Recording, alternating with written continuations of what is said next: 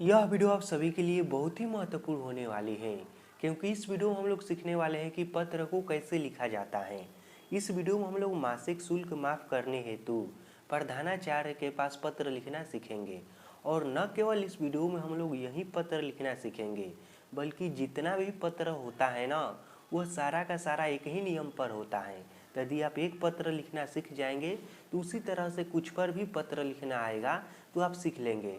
तो इसलिए इस वीडियो को शुरू से लेकर अंत तक और ध्यान से जरूर देखना, और वीडियो अच्छा लगे तो वीडियो को लाइक और इस वीडियो के बारे में अपना कमेंट करके हमें ज़रूर बताना।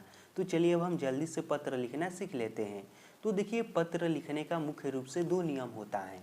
पहला नियम यह होता है कि पत्र का जो लिखावट है यह साफ सुथरा होना चाहिए और सजा हुआ होना चाहिए।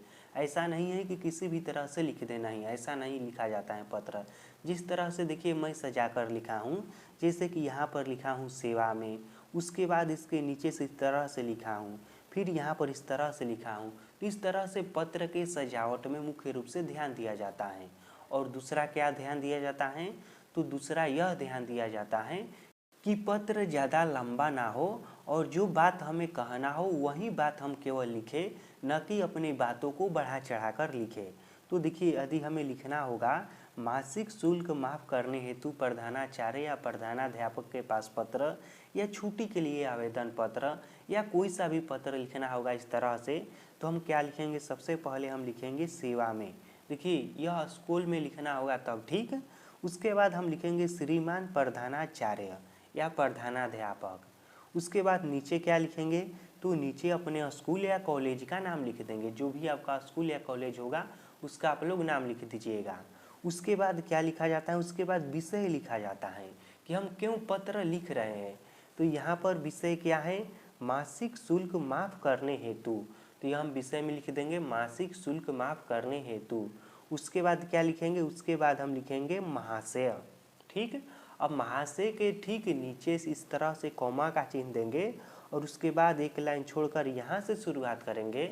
सविनय निवेदन है कि मैं आपके कॉलेज में 12वीं कक्षा का छात्र हूँ।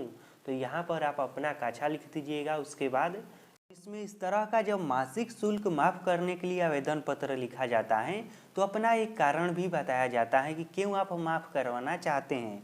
तो इसमें कोई ना कोई एक कारण लिख दीजिएगा। तो यहाँ पर जैसे कि मैं लिख दिया हूँ, इसी तरह से कारण लिखा जाता है कि मैं गरीब परिवार से हूँ, मेरे पिताजी छोटे किसान हैं जो किसी तरह से घर का खर्चा चला पाते हैं। मेरा पढ़ाई की खर्चा देना मेरे पिताजी के लिए भार हो रहा है।